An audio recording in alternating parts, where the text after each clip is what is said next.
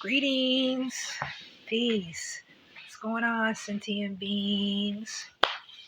It's Prosperity Priestess back with a video. It's been a little minute, a couple of months since I've made a video, and I felt like I needed to do this today. So I really don't have a particular topic in mind. Okay, lovers. Oh, confirmation. When I hear those sirens, that's confirmation right on time. Yeah, I don't have a particular topic in general, but I just wanted to make a video, do a reading. I go with how I feel. I follow my intuition. Like today, I went on a mission and someone told me to bring my tarot cards with me. So I felt the urge to do that. And I questioned it, but I don't think I'm not really about to do a reading though. I'm not about to make a video. I'm about to go out and take care of the things I need to take care of. And that's what I was thinking. But I knew I felt felt the urge to take my cards with me for a reason, so I did. Long story short, I'm out and about. I end up meeting up with someone I haven't seen in a while, and she asked me if I was still doing readings. I was like, yeah, I still do readings. I actually have my cards with me now. She was like, oh, okay, well, after we finish this, can you do a reading for me? I said, yeah, absolutely. So that was the first time that I ever did a reading for her. So that was great. I had goosebumps multiple times while I was giving her the reading. You already know. Look. Came right back out. You see, that's why I like to shuffle the cards and communicate as I'm going. Because what needs to be revealed will be revealed. And that's what I told her with the reading. I was like, you don't have to tell me anything that's going on in your life. Just focus on what questions you might have or what's concerning you or what you want to be aware of. And I'll let you know what reveals itself, the energy that's presenting itself. So, like I was saying, I had goosebumps multiple times doing the reading. And it was great. It was definitely something that she needed and was grateful for. She was like, oh, wow. So this was like a double confirmation. And yeah, she was happy about it. And so was I. So that's awesome because it's something that I love to do. My 8th house self, 8th house moon, about this life. And yeah, it's a lot of confirmation. I'm very joyful to be able to do it. 2 seconds.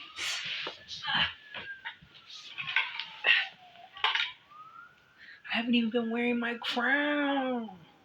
I'm like, what am I doing? I feel like I'm coming back to myself. This renewed energy. Getting back into the things that I enjoy, I care about. And it's almost like when you pull back to spring forward. So, and interestingly enough, in this particular deck, my Afro-Brazilian deck, all my decks are gifted to me, so I don't buy my own tarot cards. So come on with the confirmations. It's going right by me.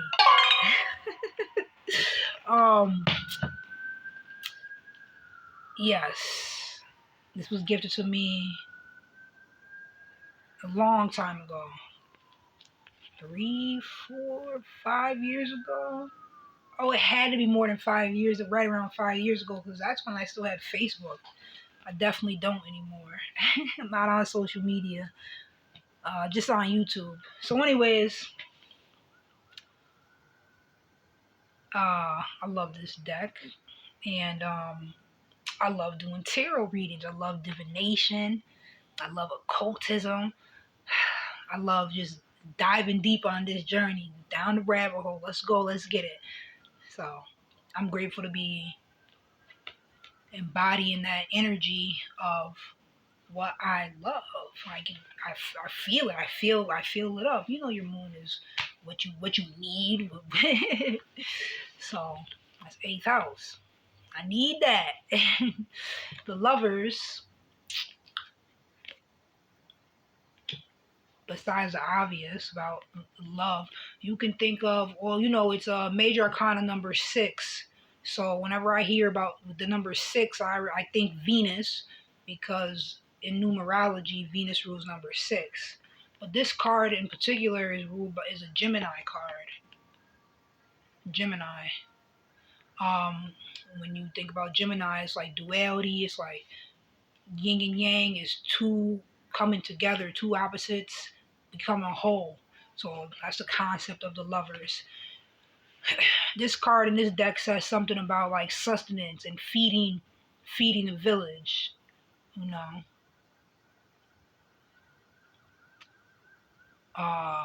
Typically it's the twins in other decks. You might see two people together in the card. I'm pausing like this because I'm like, why? I'm thinking about the Chariot card too. In this deck, there's the Chariot card has the two people, but in it. But that is like the white and the black, the two pillars. The white and the black, they're not lions, that are they sphinxes that are pulling the chariot. So that's why I said twins, but also I'm thinking about, when I said twins, I'm thinking about that Chariot card, but twins because duality and the Gemini energy, and the lovers is a Gemini card. And I was about to say Virgo because Gemini and Virgo, they're both ruled by Mercury. You already know. Oh, we're in Virgo season right now. You know this my season all month, all season long. So that's what's up. Mercury rule card came out, and you saw that it came out in the beginning. I mean, that's the first card I saw, was at the bottom of the deck, and you saw me shuffle. You saw it pop out and reveal itself. So I call myself Miss Mercurio. So what else was I about to say?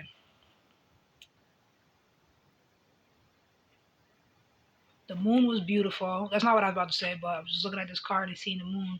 The moon was beautiful tonight. So we're on the way. Yeah, we're halfway there to the full moon, which is what I was saying previously. So what I was about to say. The full moon's coming up on us. What's that sign? The 7th, I believe. And it's a lunar eclipse. That's incredible. Matter of fact, I just saw a post about that. And then it was talking about how impactful this month of September is with that full moon lunar eclipse in Pisces. It's having to do with letting go of old timelines. And then especially with right after that, on 9/9, it's actually triple nines because this is a 9-year. So you know anything about me, I'm about that 9/9 life.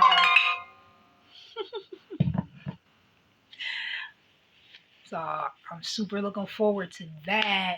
When I see the triple nines, that makes me think about the Jade Emperor energy. I remember in January 7th, I did a ritual. I set up an altar for the Jade Emperor. That was this year. So how interesting. Now it's about to be 9 months later, and it's that full moon lunar eclipse. See, I'm grateful to just follow my heart, follow my intuition, follow my higher self, and present what uploads or downloads that I'm receiving. When I got on here, I said I don't have a particular topic, but you know how it goes, it just flows. Let me read you this. It says the lovers, Zozi, OXOSSI, Orisha of hunting. He ensures food for his people. Falling in love, union, choice. So food and getting it for the people, that's like sustenance, you know? Like when I was out and about today,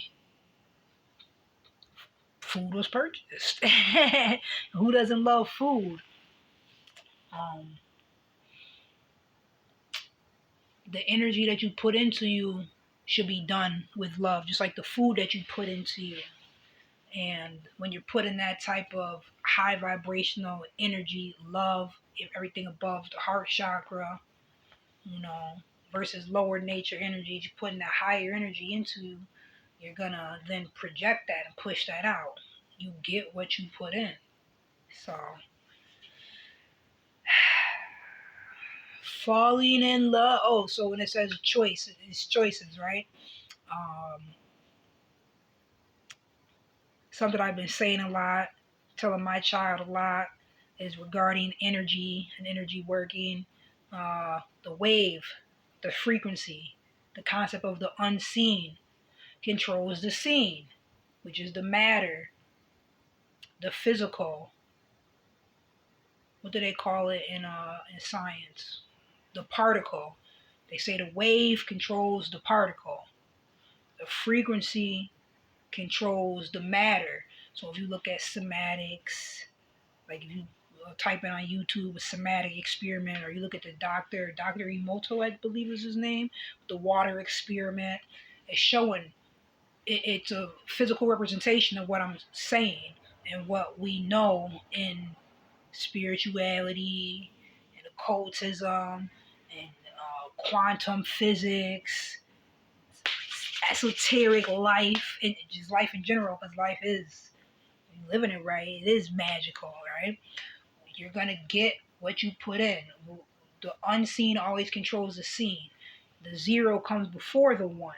The zero representing the womb and the darkness and the unknown, the unfamiliar, and the energy, the things that are not tangible, coming before the one. Before there was something, there was no thing, right? Coming before the womb, like I said. So that's the receptive vessel. It's the darkness. It's dark before light, right? So we know that. The one would be representing, if you look at the masculine, the phallus, the what is projected out, what comes from. So the seed and the zero, the womb being the soil, right? So that's beautiful.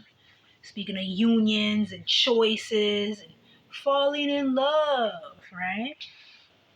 So it's all a choice, the energy you use, and that's gonna dictate the results that you get. You know, the energy, the wave frequency that you put in, that's going to then create the result, the physical, the tangible, the matter, or the particle, if you want to look at it like that. So that's perfect that the Lover's card came out.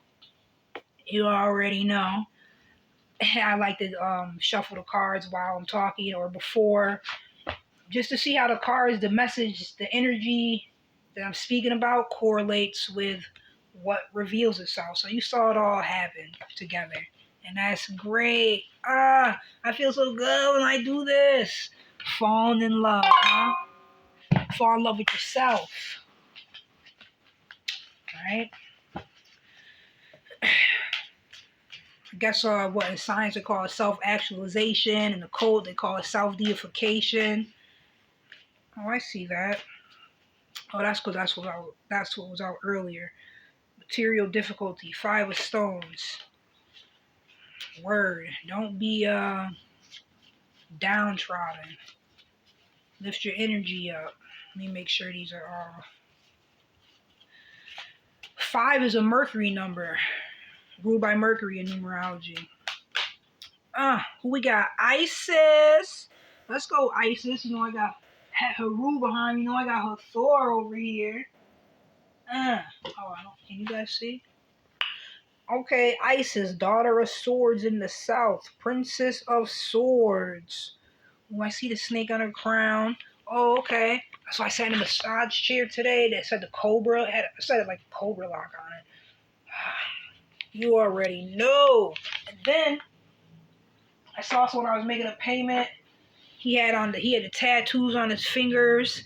I said, "Oh, okay. I see you with the different elements." I was like, "Yeah, the two triangles going upright. That's the masculine energy, fire and air or wind or whatever. And then the two going down, that's the feminine energy. That would be water and earth." He was like, "I'm so surprised that you know that. Most people don't know that." I said, "Oh, okay. Yeah, I know some things." I said, "You got some sigils on your hand. What's going on over there?" So then he told me about the tattoo he had. He said it was the Japanese concept of the Kaduko worm. So I got to look that up and learn some more about that. And he said it was a story of a witch putting the most poisonous insects or animals, or probably insects, in a jar, animals in general. And the one that rose up was the most poisonous, the most venomous one, and that was the Kaduko worm. So I'm like, oh, that's interesting. Then he had other tattoos on his, um, or symbols on his fingers. And I was like, is that one a frog? So he explained it to me. It's a frog, a scorpion. So frog, who is that? Not Tefnut. Who's the frog? Frog represent fully rely on God. You already know the God within. That inner G, crown chakra, 7th level, size rara, right? 1,000 petals. So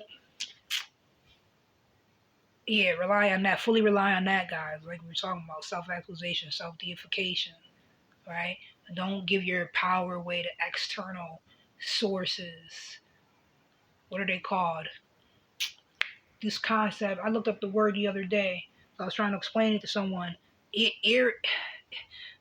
Concept that if everybody believes in it, then it becomes its own entity.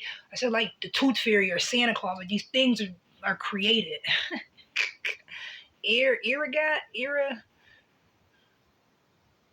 You know what word I'm trying to say. You know what I'm thinking of. But anyways, you should believe in yourself first and foremost. Always and always. Your higher self, your ancestors, your spiritual guides. Ooh, look at that. Confirmation. Your guardian demons. You know they're with you. Oh, who's that? Oh, on the other side. That's the star. That's beautiful. Y'all know I'm a star, right? The star card. That's 17. That's the nourishment.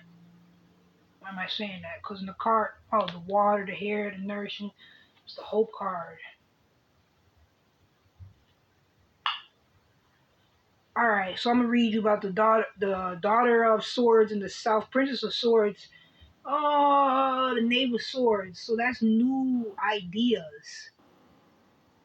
I need to read some books. That's what that is. I need to get some new information. Like I was just saying, looking into the worm, the Kaduko worm. I said, oh, like Sudoku, Kaduko worm. Yeah. So poison represents power, right? Power is the ability to get the effects that you want. And that's what it's all about. And you need to be empowered. That's what quote unquote spiritual journey is about, occultism, as opposed to religion, which is very disempowering and limited. I sprayed some perfume on me because it was called Limitless. I was like, oh, need that. Let's go. Everything's energy. I love it. Like I said, I love embodying that knowing. It's not believing. We're not believing. We over here knowing. Know thyself. So Isis got a lot of energy representation with her. Isis, the wings. To me, that's it's the balance energy. Cause what is she? Well, I'm saying balance. I'm seeing the scales in my head. So Isis would be associated with that. Harmonious energy.